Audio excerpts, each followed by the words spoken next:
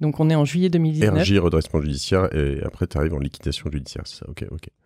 Et c'est pour ça que de temps en temps, on voit dans la presse des marques, enfin des entreprises, l'entreprise fait faillite, ferme, et puis en fait, 6 mois après, tu la revois qui arrive, parce qu'en fait, il y a quelqu'un qui a racheté les actifs après pour la relancer. Et donc là, ça c'était en juillet 2019. Bon, je pars en vacances en me disant, finalement, c'est plus cool, je peux partir en vacances, plutôt que de me mettre au charbon tout de suite. Moi, j'essaye toujours de voir le côté positif des choses. Donc, tu as bossé 8 mois, mais c'est pas grave, tu vas pouvoir partir en vacances. Bref. Mais ça m'avait quand même permis de rencontrer la directrice de création d'Annie Blatt, qui était dans la boîte depuis 20 ans, qui dessine, qui tricote, qui fait des choses incroyables. Et donc, en septembre, je lui ai dit, écoute, moi, c'est pas possible que cette marque, elle disparaisse. Si t'es d'accord, moi, on s'associe et on relance la marque from scratch. Donc là, elle m'a regardé un peu bizarre parce que c'était pas vraiment dans son ADN au départ et elle m'a fait confiance. Et donc, on s'est dit, on va présenter une offre de rachat juste de la marque, de ses archives, des actifs, quoi. Ok. Et donc des actifs de propriété intellectuelle. Voilà, donc il y avait la marque. En fait, on pouvait racheter la marque, les archives, les machines, le stock. Et t'as racheté tout ça, toi? Les machines aussi? Au début, j'avais fait une offre pour racheter tout. Et puis, j'ai pris peur. En fait, c'est horrible parce que tu dois déposer une offre qui est sous scellé, qui est ouverte le jour du... Je sais pas, il y a un jour, il y a le liquidateur, t'es autour de la table et puis il ouvre toutes les enveloppes et c'est à celui qui aura donné le meilleur prix. Et donc, j'avais fait une offre sur la marque, le stock et les machines. Et puis la veille du truc, je me suis dit, mais imagine que j'ai pas la marque, ça fait 8 mois que je bosse dessus. Et donc j'ai tout mis sur la marque. Ok. Voilà. Et donc, ce qui est con, parce que en fait, avec le montant que j'avais mis, j'aurais eu tout. Mais voilà, ça, on peut pas le savoir avant. Et donc, quel montant?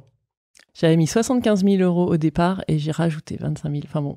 Donc t'as mis 100 000 sur la marque. J'ai mis 100 000. Et t'aurais pu avoir le stock qui devait... J'aurais pu tout avoir, les machines, le stock, et pour cette somme-là. Bon, et il y a quelqu'un d'autre qui a eu les machines et le stock? Alors tout a été, voilà, donc nous on a eu la marque, il y a un petit consortium de boutiques qui a racheté le stock de pelote, et puis il y a un spécialiste de la vente de machines qui a acheté les machines. Et donc je suis tout de suite allée le voir en lui disant je te les rachète. Ça m'intéresse. Et donc j'ai pas toujours fait les bons choix à ce moment-là, mais donc j'ai racheté les machines. Ce qui n'était pas un bon choix? Déjà, j'ai eu un peu mal au cœur parce que pour 100 000 €, je les aurais eus et donc là, j'ai dû rajouter, bon bref. Et surtout, je lui ai racheté en lui disant, je suis pas sûre de pouvoir les exploiter parce qu'en fait, elles étaient toujours à l'endroit de la filature. Et en fait, tout l'immobilier devait être vendu aussi. Et donc, je savais pas, je pense que c'est toujours pas vendu. Ça fait plus de 3 ans, donc j'ai bien fait de finalement arrêter ça, mais... Voilà, donc je m'étais dit, je vais reprendre les machines, au pire, je les déménagerai. Et puis est arrivé le confinement, la boîte a été complètement squattée, enfin, ça a été une catastrophe.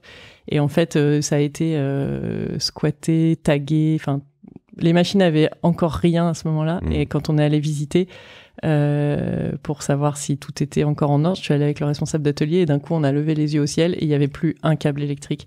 Il y avait des gros câbles qui permettaient de... Voilà. Et donc, il y avait une équipe qui était passée pour couper les câbles de cuivre. Donc là, je me suis dit, Marion, c'est bon, c'est des signes qui montrent qu'il faut arrêter tout ça. Donc, j'ai dit, OK.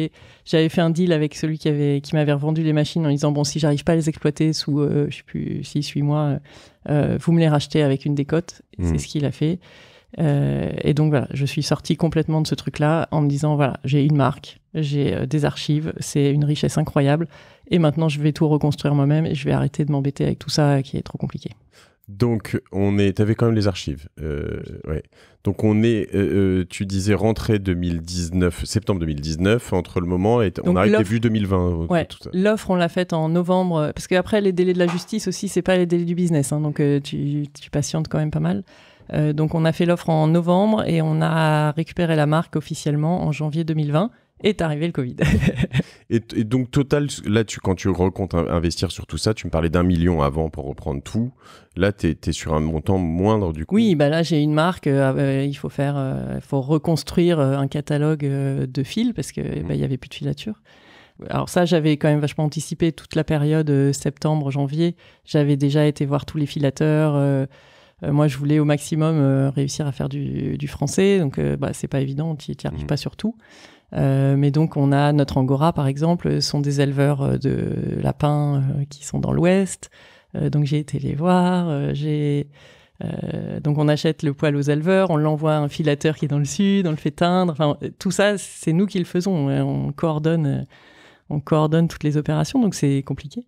Donc, tu vas ok, je pourrais venir dans le détail, mais tu vas acheter le poil, le filet, et après il va quelque part le teindre. Donc tout ça, à l'origine, tu voulais le faire chez toi. Ça, tu le fais plus chez toi. Non. Même aujourd'hui. Tu voudrais y revenir ou pas sûr? J'aimerais bien, mais en fait, je sais pas comment. Et après, les tricots sont faits où? En France aussi. Tout est. Alors, un mais pull pas chez toi. En fait, moi, je n'ai pas d'outils productifs. Okay.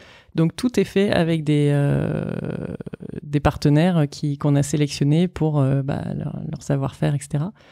Et je suis assez fière parce que j'ai réussi à trouver un atelier qui fait le tricotage machine, qui est en France, en Mayenne, et qui a accepté de produire à la demande. Ce qui est un truc...